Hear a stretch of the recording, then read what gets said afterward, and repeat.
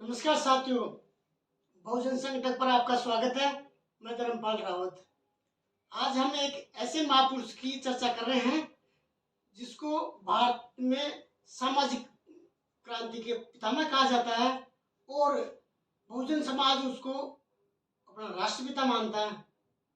साथियों, उस महापुरुष का नाम है ज्योतिबा गोविंदराव फुले। साथियों, यदि अंग्रेजों का शासन नहीं होता तो ज्योतिबा फुले महात्मा ज्योतिबा फुले नहीं होते। ज्योतिबा फुले को महात्मा ज्योतिबा फुले बनने में सबसे ज्यादा किसी का योगदान है वो तो ब्रिटिश सरकार का योगदान है। साथियों, अंग्रेजों के आने से पहले यहाँ राजाओं का राज था और राजा मनुस्मृति के हिसाब से शासन चलाते थे। मनुस्मृति के अनुसार शूद्रों को पढ़ने लिखने का अधिकार नहीं था। पढ़ने लिखने की तो दूर की बात है, यदि गलती से शूद्रों के कान में कोई मंत्र सुन लिया तो उसके कान में पिघला हुआ शीशा भर दिया जाता था, तो उसकी मौत हो जाती थी।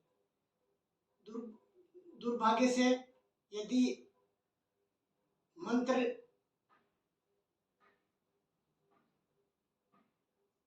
बोल लिए तो उसकी जिभें काट दी जाती थी। यानी शूद्रों को सेवा से अलावा कोई अधिकार नहीं था। पढ़ने से दूर दूर दूर की बात नहीं थी। अंग्रेज शासन आने पर लॉर्ड मैकाले ने समान कानून व्यवस्था लागू कर दी। कानून के अनुसार सभी लोग बराबर हो गए, जिसमें औरतों को भी बराबर मान लिया गया था और सबको पढ़ने लिखने का भी अधिकार मिल गया था।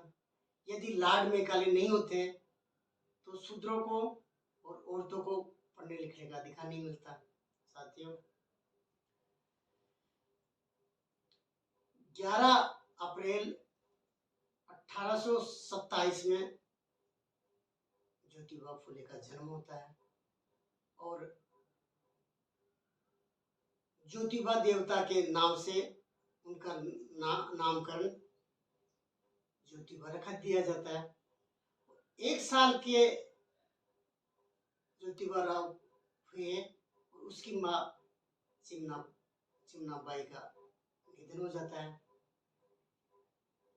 माली समाज ने उनके पिता गोविंदराव पर दबाव डाला कि बच्चों की खातिर आप दूसरी शादी कर लो, लेकिन उन्होंने दूसरी शादी नहीं की और एक सगुनाबाई ने उसका लालन पालन करके बड़ा किया। साथियों, जब ज्योतिबा फुले 7-8 साल के होते हैं तो उसके पिताजी गोविंदराव ने उनको मिशनरी स्कूल में एडमिशन करवा दिया जाता है।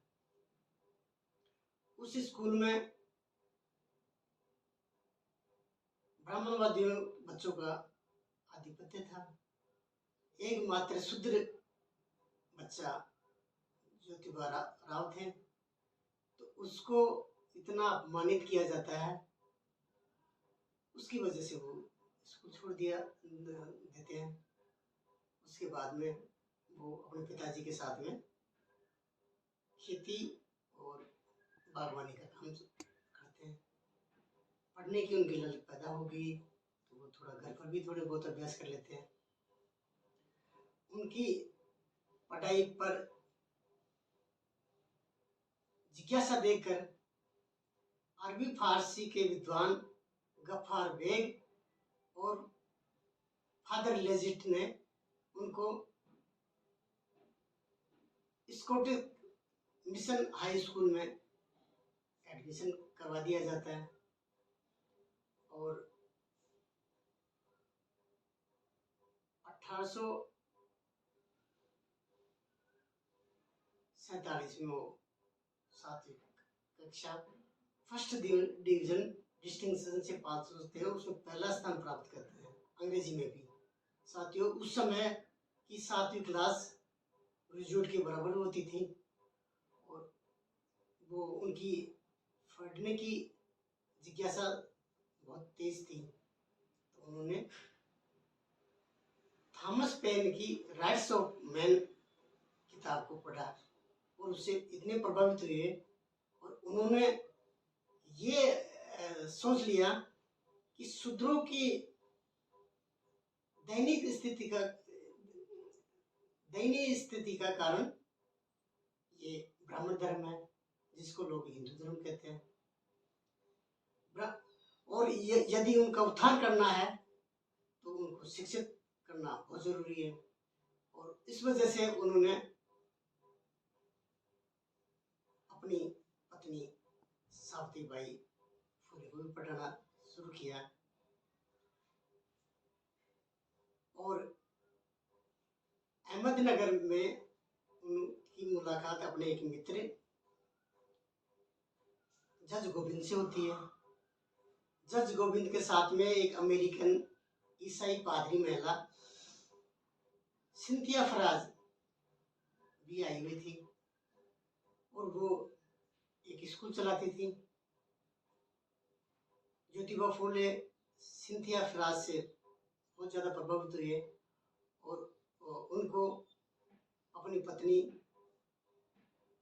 पढ़ाने के लिए मिन्नत की और वो सिंथिया फराज मान गई। तो ज्योतिबा फूले ने सावित्रीबाई फुले को उनके स्कूल में एडमिशन करवा दिया और उस वजह से सावित्रीबाई शिक्षा ग्रहण करने का मौका मिल गया। उस जमाने में पहली औरत थी पूरे हिंदू समाज की जो शिक्षित हुई और वो टीचर भी बनी। और 1848 में ज्योतिबा फूले ने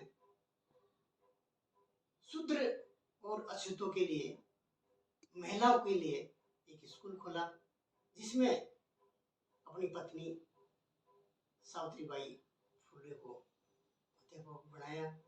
और गफ्फार बेग उर्दू फारसी के विद्वान, जिनकी सलाह से ज्योतिबा फुले को दोबारा पढ़ने का मौका मिला, उसकी बेटी फातिमा शेख भी उस स्कूल की टीचर बनी। साथियों, ये उस जमाने की बहुत बड़ी क्रांति थी और पूरा ब्राह्मणवादी समाज भुखला गया। और जब वो ज्योतिबा फुले की पत्नी सावित्रीबाई पढ़ाने जाती थी तो उन पर गोबर फेंका जाता था, तो वो अपने साथ 2 साड़ी लेकर जाती थी। गोबर वाली साड़ी को तो स्कूल में रख देती थी, दूसरी पहनकर पढ़ाती थी और उसके बाद में वापस आती थी तो गोबर वाली साड़ी पहनकर घर आ जाती थी। इतना बड़ा और एक क्रांतिकारी काम उस जमाने में ज्योतिबा फुले ने किया। साथियों, 1849 में ज्योतिबा फुले ने अछूतों के लिए अपना कुआं खोल दिया। साथियों, उस जमाने में अछूतों को आदमी नहीं समझा जाता था। उनको जब रोड पर जाना होता था तो गले में हांडी रखनी पड़ती थी और कमर पर एक झाड़ू रखनी पड़ती थी।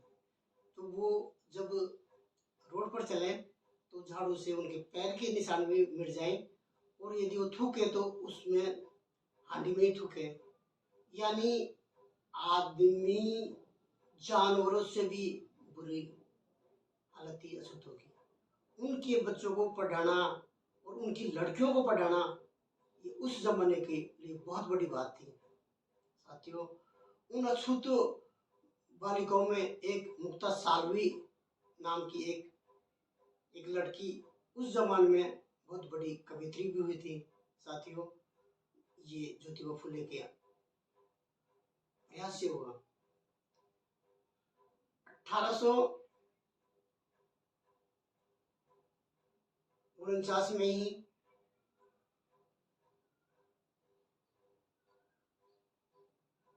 ब्राह्मणवादी पुरोहितों के दबाव में उनको कुछ समय के लिए स्कूल को बंद करना पड़ा।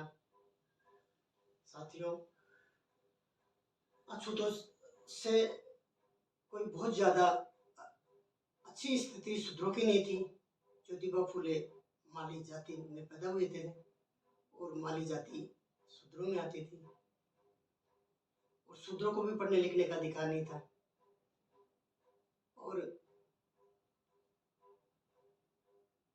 1948 में उनके साथ में एक बहुत बड़ी अपमानित घटना होती है। उसके ब्राह्मण मित्र सकाराव हरिप्रांज की शादी में वो शामिल होते हैं। उस शादी में ब्राह्मणों को बुरा लगा और वो ज्योतिबा फुले को देखकर आग बबूला हो गए और उन्होंने ज्योतिबा फुले को सार्वजनिक रूप से अपमानित कहा और उनको कहा कि ब्राह्मणों को शादी में शूद्र का क्या काम, माली हो तो किसानी करे और फूलों की माला बनाए, या यहाँ कुलीन ब्राह्मणों की शादी में इसको निकालो। अपमानित होकर उनको उस शादी से निकलना पड़ता है। उन्होंने गहन अध्ययन किया और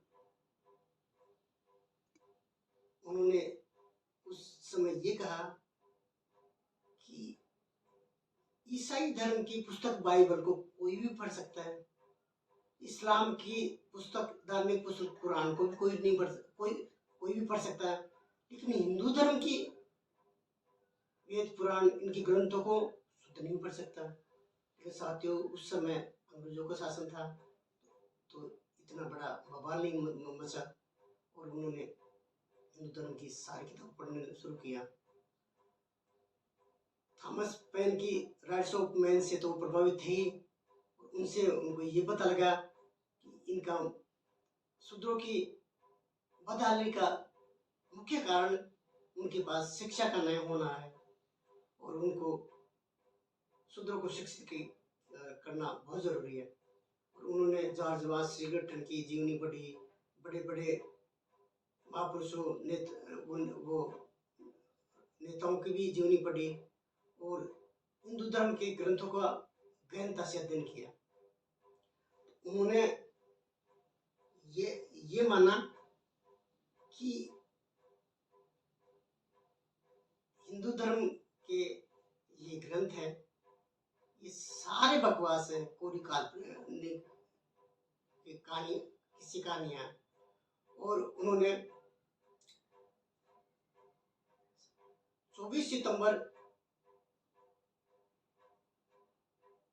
1873 में एक सत्यशोधक समाज की स्थापना की और उससे पहले 1 जनवरी 1873 में उनकी सुप्रसिद्ध किताब गुलामगिरी प्रकाशित हुई।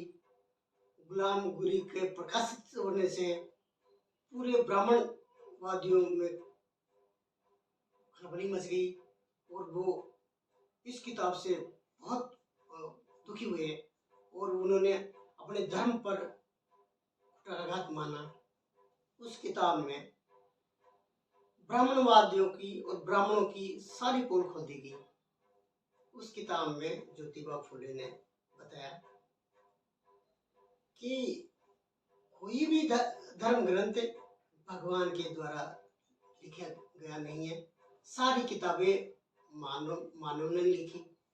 दूसरा, उन्होंने ये भी कहा, ये वेद पुराण, ये जितने भी ग्रंथ हैं, ये शूद्रों को गुलाम बनाने के लिए लिखे गए हैं, और ये सिर्फ कथा कहानियां हैं, इनका कोई ऐतिहासिक कारण नहीं है, और ये ईश्वर के द्वारा रचित भी नहीं है। ये उस जमाने में बहुत बड़ी बात थी। साथियों, गुलामगिरी में ज्योतिबा फुले ने ये लिखा कि ये विदेशी आर्य ब्राह्मण भारत पर आक्रमण करके यहाँ के मूल निवासी लोगों को गुलाम बनाए, और गुलाम बनाकर उन पर ये धार्मिक किताब लाद दी गई। ये धार्मिक किताबें नहीं है, ये शूद्र और अति शूद्रों पर मानसिक गुलाम बनाए रखने के उपकरण है। साथियों, उस गुलामगिरी में उन्होंने रामायण और महाभारत की भी आलोचना की है। उनमें भी उन्होंने कहा कि ये जितने भी महाकाव्य हैं, ये भी मूल निवासियों को गुलाम बनाने के लिए रचे गए हैं। और उन्होंने मूल निवासी बहुजनों को इस किताब से ये समझाया कि आप जिनको धार्मिक ग्रंथ मानते हो, ये धार्मिक ग्रंथ नहीं है। आपको मानसिक गुलाम बनाए रखने के लिए इन ग्रंथों की रचना की है।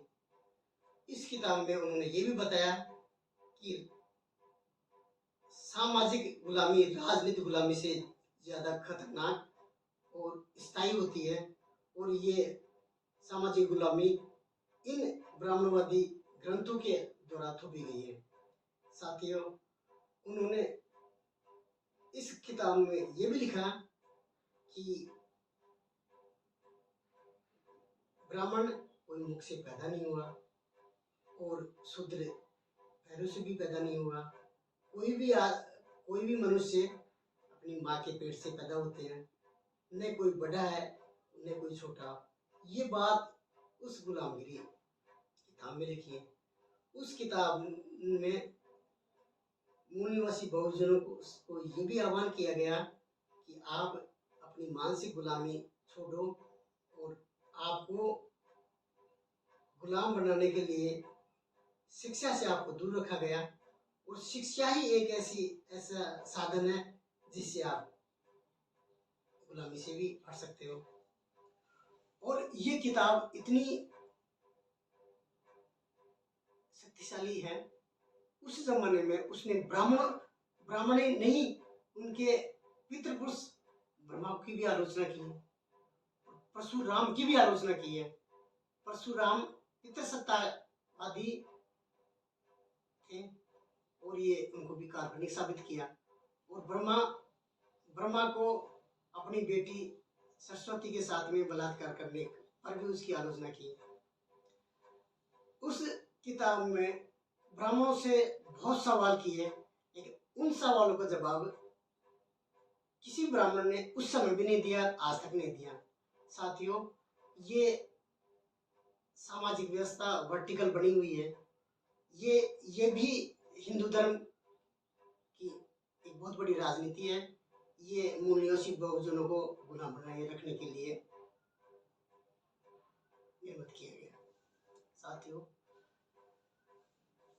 सत्यशोधक समाज में उन्होंने सभी लोगों को शामिल करने की पहल की। उस सत्यशोधक समाज के मेन उद्देश्य थे एकेश्वरवाद, यानी भगवान और आदमी के बीच में ये जो पंडित पुजारी हैं, ये बीच के दलाल हैं, इनको उठाने की मांग थी। यानी आदमी और भगवान के बीच में कोई दलाल नहीं होना चाहिए। कोई भी आदमी भगवान से डायरेक्ट संबंध स्थापित कर सकता। जैसे माँ बाप से बात करने के लिए किसी बिचौलिए की जरूरत नहीं है, वैसे ही भगवान से बात करने के लिए या उनसे प्रार्थना करने के लिए किसी बिचौलिए की जरूरत नहीं है। ये ब्राह्मणवाद पर सबसे बड़ी चोट थी। और इस संगठन में शूद्र, अति शूद्र, औरतें सब शामिल थी। और इस सत्यशोधक समाज में उनके कुछ ब्राह्मण मित्र भी शामिल थे, जैसे सकराब, हरि परांजपे। और ये संगठन ब्राह्मणवाद के खिलाफ था और ब्राह्मणों को खिलाफ नहीं था। और उन्होंने जो भी इस ब्राह्मण की व्यवस्था की विरोध करे उसको इस गुरु में शामिल होने की आजादी थी। उन्होंने इस सत्यशोधक समाज की शाखाएं पूरे महाराष्ट्र में फैला दी और ये जनता का संगठन बन गया। और उससे सत्यशोधक समाज ने एक शादी की भी एक नई पद्धति विकसित की, जिसमें पति पत्नी दोस्त होते थे। ये जो 7 फेरों का ब्राह्मणवादी चक्कर था, इसको भी तोड़ दिया। इसके खिलाफ पुणे के ब्राह्मण कोर्ट में गए, कोर्ट में सुनवाई हुई तो जीत ज्योतिबा फुले की हुई। साथियों, यदि उस समय अंग्रेजों का शासन नहीं होता और ये हिंदुओं का शासन रहता तो क्या ज्योतिबा फुले सत्यशोधक समाज की स्थापना कर सकते थे? नहीं कर सकते थे, क्योंकि उस टाइम राजाओं को राज होता और राजाओं को कहने से ज्योतिबा फुले को हाथी के पैर से कुचलवा दिया जाता। यानी अंग्रेजों की वजह से ही सत्यशोधक समाज चला और उससे पूरे समाज में एक नई जागृति पैदा हो गई और ये ब्राह्मणवादी बौखला गए। साथियों, सत्यशोधक समाज की वजह से ही किसान आंदोलन हुआ। दिसंबर 74 में दक्षिण के किसानों ने बहुत बड़ा आंदोलन किया, जिसमें ज्योतिबा फुले ने बढ़ चढ़कर भाग लिया। सत्यशोधक समाज की प्रेरणा से ही 1878 में किसान राहत कानून बनाया गया और उस कानून को 1879 में उसको लागू कर दिया गया। साथियों, सत्यशोधक समाज की वजह से ही किसानों को साहूकारों से मुक्ति मिली। नहीं, उस समय किसानों की बहुत बुरी हालत थी और उनके पास कुछ नहीं बचता था। और जो पेशवाओं के जो राजस्व अधिकारी थे वो किसानों को बहुत बुरी तरह शोषण करते थे और सेठ साहूकार भी किसानों का बहुत शोषण करते थे। तो ये राहत कानून से किसानों को बहुत फायदा हुआ। साथियों, ज्योतिबा फुले ने किसानों के लिए नहीं, मजदूरों के लिए भी काम किया। उन्होंने अपने सहयोगी नारायण जी लोखंडे के से मिलकर बंबई में मिल मजदूरों को संगठन किया और उसमें 6000 मजदूर शामिल हुए। उनसे उन मजदूरों का मांग पत्र सरकार के सामने पेश किया गया और 1888 में मिल मजदूरों का संगठित बना। उस समय मजदूरों को 14 घंटे काम लिया जाता था और बच्चों से भी काम लिया जाता था, कोई छुट्टी नहीं थी। 1890 में एक कानून बनता है और उस कानून में रविवार की छुट्टी का मान्यता मिलती है। ये ज्योतिबा फुले के सहयोग से हुआ। साथियों, ज्योतिबा फुले ने विधवा महिलाओं के लिए भी काम किया। उन्होंने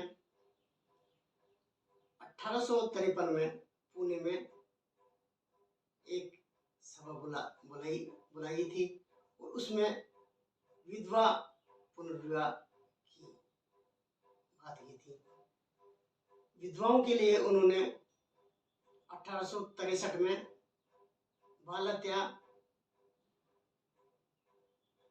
निषेध घर की स्थापना भी की थी। उसने एक ब्राह्मणी विधवा जो उसके पेट में बच्चा था उसको अपने घर में आश्रय दिए और उसका प्रसव कराया और उसका जो बच्चा हुआ था उसको फूले दलपति ने गोद लिया। उस बच्चे का नाम यशवंत रखा गया और बाद में वो उसको डॉक्टर बनाया। साथियों, विधवा की उस समय बहुत बुरी हालत थी। उनके बाल काट लिए जाते थे और उनको सफेद साड़ी पहननी पड़ती थी और उनके साथ में बलात्कार भी होते थे और यदि वो गर्भवती हो जाती तो उनके बच्चों को भी गिरा दिया जाता। यानी उनको बहुत बुरी हालत थी। तो उसके सहयोग से विधवा पुनर्विवाह के लिए कानून बनाया था 1772 में और उनको पुनर्विवाह का अधिकार भी मिला था। ये ज्योतिबा फुले के सहयोग से हुआ। साथियों, ज्योतिबा फुले ने जब वो पुणे नगर पालिका के सदस्य थे तो उन्होंने शराब के खिलाफ भी नगर पालिका से प्रस्ताव पास करवाया और शराब के लिए ज्यादा टैक्स लगाने के लिए मनाया जिससे लोग शराब कम पिए। और ज्योतिबा फुले शराबबंदी के समर्थक थे। ज्योतिबा फुले 1876 से 1883 तक 7 साल तक पुणे नगर पालिका के कमिश्नर भी रहे। उस समय उन्होंने वंचित वर्गों के लिए बहुत काम किए थे। साथियों, ज्योतिबा फुले नहीं होते डॉक्टर अंबेडकर भी नहीं होते, क्योंकि महिलाओं को पढ़ने लिखने की स्कूल खोलने का काम ज्योतिबा फुले ने किया था। डॉक्टर अंबेडकर ने अपने 3 गुरुओं में पहला बुद्ध, दूसरा कबीर और तीसरा ज्योतिबा फुले को माना। ज्योतिबा फुले न केवल समाज सुधारक थे, बहुत बड़े लेखक भी थे। उन्होंने तृतीय रतन नाम का एक नाटक भी लिखा था। गुलाबगिरी से अलावा किसान का कोड़ा और शिवाजी महाराज पर पवाड़े भी लिखे थे और सत्यशोधक पर समाज पर एक किताब भी लिखी थी। साथियों, वो बहुत बड़े लेखक ही नहीं थे, बहुत बड़े व्यवसायी भी थे। उन्होंने 1863 में पुणे कंस्ट्रक्शन कंपनी की स्थापना की थी। उस जमाने में बहुत बड़ी कंपनी थी और उसका टर्नओवर 22,000 करोड़ का था, जो कि टाटा से भी बहुत बड़ी कंपनी थी। उसने यरवदा जेल, बहुत बड़े बड़े बांध, परेल, मुंबई की बड़ी बड़ी इमारतें और बहुत बड़े कंस्ट्रक्शन कंपनी थी। इस वजह से उनके पास पैसा का आवक थी।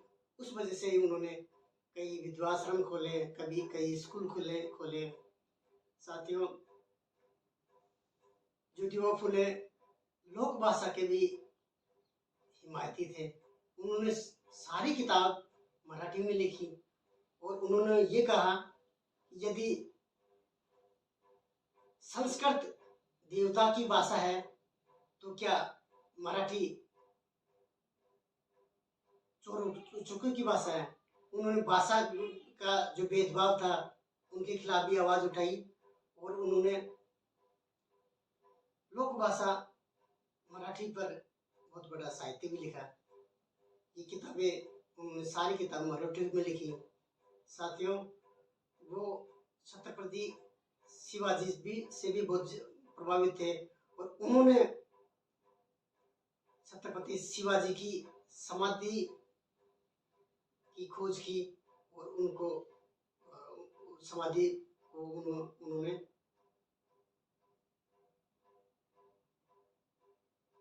साफ सफाई करके उनको वापस उनका प्रतिष्ठित किया है और पूरे मराठियों को छत्रपति शिवाजी महाराज की समाधि को खोज कर दी। साथियों, छत्रपति साहूजी की नहीं, वो मराठी के संत तुकाराम से भी प्रभावित थे। साथियों, छत्रपति शिवाजी से अलावा उन्होंने औरतों के समानता के लिए भी उन्होंने बहुत बड़े बड़े काम किए थे और उनकी पत्नी को अपने उत्तराधिकारी भी बनाया था और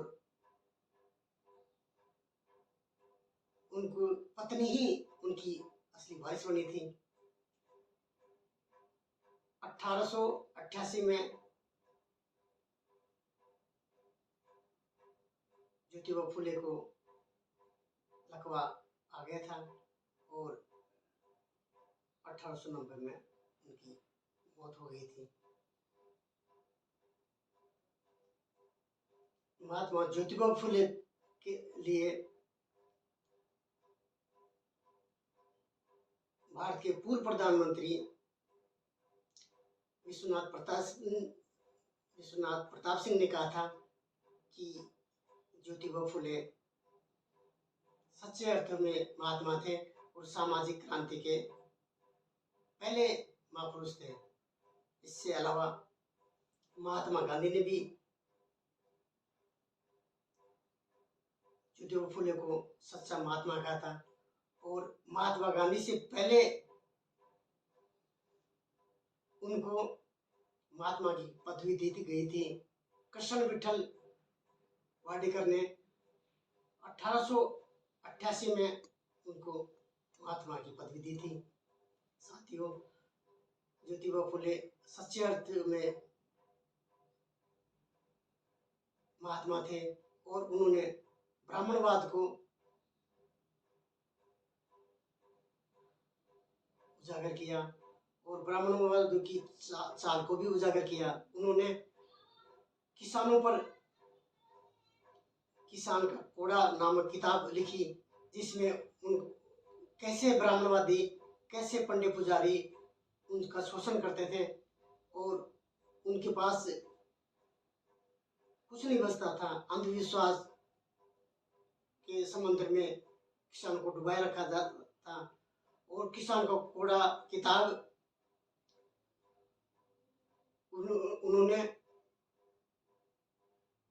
शूद्र और बहुजन राजा सयाजीराव बड़ौदा के सयाजीराव गायकवाड़ को भी उनको सुनाया था, जिससे प्रभावित होकर इस किताब को प्रकाशन करने में सयाजीराव गायकवाड़ ने भी मदद की थी।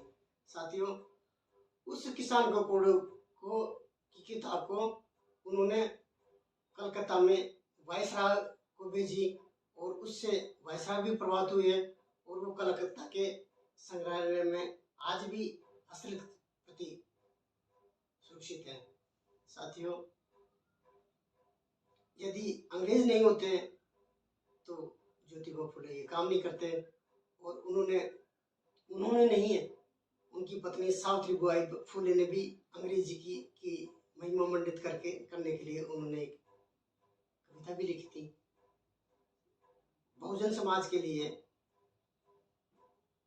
अंग्रेजों का शासन एक वरदान के रूप में भी आया था। ज्योतिबा फुले नहीं, महान स्वतंत्रता सेनानी और समाजवादी नेता राम मनोहर लोहिया ने भी कहा था कि अंग्रेजों का शासन शूद्रों के लिए वरदान साबित हुआ है। साथियों, अब हम इस ज्योतिबा फुले की यदि सच्ची श्रद्धांजलि देना चाहते हैं तो ज्योतिबा फुले की लिखी हुई किताब को पढ़ना होगा और उनका जो विचारधारा है ब्राह्मणवाद के खिलाफ उनको आत्मसात करना पड़ेगा।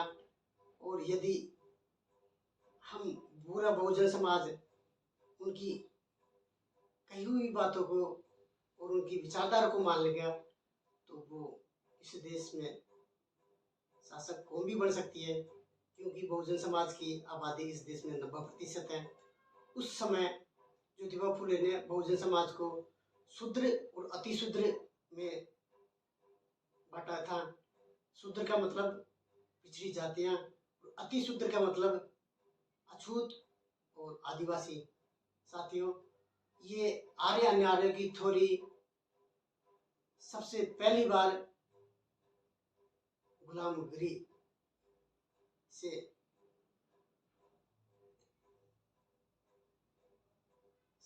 में प्रकाशित हुई थी और उसी से पूरे बहुजन समाज को पता लगा कि ये विदेशी आर्य मध्य एशिया से आए हैं और यहाँ की मूल निवासी बहुजनों पर शासन कर रहे हैं। साथियों, ज्योतिबा फुले क्रांतिकारी क्यों है? क्योंकि उसका परदादा भी बहुत बड़े क्रांतिकारी थे। उनकी परदादा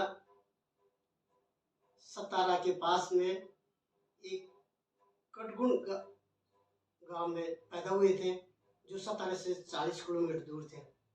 वो एक छोटे से चौगुले पद पर विराजमान थे। उस समय ये पेशवाओं के राजस्व अधिकारी किसानों का बहुत बड़ा शोषण करते थे और वो किसान उनको भगवान का आदेश समझकर मान लेते थे, लेकिन वो उनके परदादा बहुत क्रांतिकारी थे और उस समय उनको घोरे नाम से जाना जाता था। फूले नाम बाद में पड़ा। उन्होंने पेशवा के राजस्व अधिकारी का कत्ल कर दिया और वो अपने बच्चों के साथ पुणे के पास आकर बस गए। उनके 3 बच्चे थे। 3 बच्चों को उन्होंने पुणे में एक माली जाति ने आश्रय दिया और उनको माला, फूल माला और किसानी सिखाई। उनके बच्चे फूल माला बनाने में इतने पारंगत हो गए और उससे प्रभावित होकर पेशवाओं ने उनको नौकर रख लिए और पेशवाओं ने उनको बिना करके 35 एकड़ जमीन दी थी। उस जमाने में ये बहुत बड़ी बात थी और वो धीरे धीरे आगे बढ़े। तो साथियों, ये जो उनका क्रांतिकारी वाला रूप था तो उनके खानदान से ही आया था और गोरे उपजाति से उनको महाराष्ट्र में पुणे में आने के बाद में फुले